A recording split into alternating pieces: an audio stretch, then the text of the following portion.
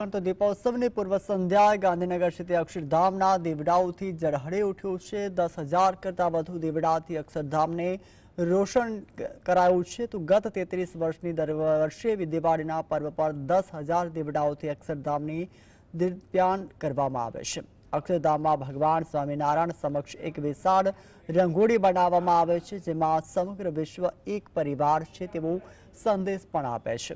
હરિયાણા બગીચાઓ પણ પ્રકાશમય બનાવતું ગ્લુ ગાર્ડન પણ આકર્ષણનું કેન્દ્ર બન્યું છે। નીલકંઠ વાટિકામાં પણ નયનરમ્ય રોશનીથી પણ આકર્ષણનું કેન્દ્ર બન્યું છે।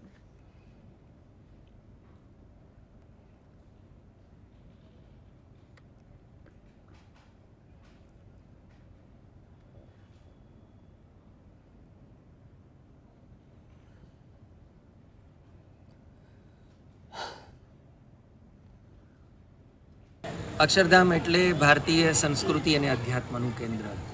1992ના વર્ષમાં અક્ષરધામ મંદિરની સ્થાપના થઈ હતી અને છેલ્લા 33 વર્ષથી અક્ષરધામ આ રીતે 10,000 દીવડાઓનો શણગાર ધારણ કરે છે અને એ દ્રશ્ય ખૂબ નયનરમ્ય હોય છે। અક્ષરધામ દર્શન ખાસ કરીને દિવાળીની આ દીવડાઓની શોભા, દીપમાલાનો શણગાર આપણને સંદેશ આપે છે કે આપણે પણ ઉર્ધ્વગમન કરવાનું છે। બૃહદારણ્યક ઉપનિષદના તમસોમાં જ્યોતિર્ગમય મંત્રની જેમ એ સંદેશ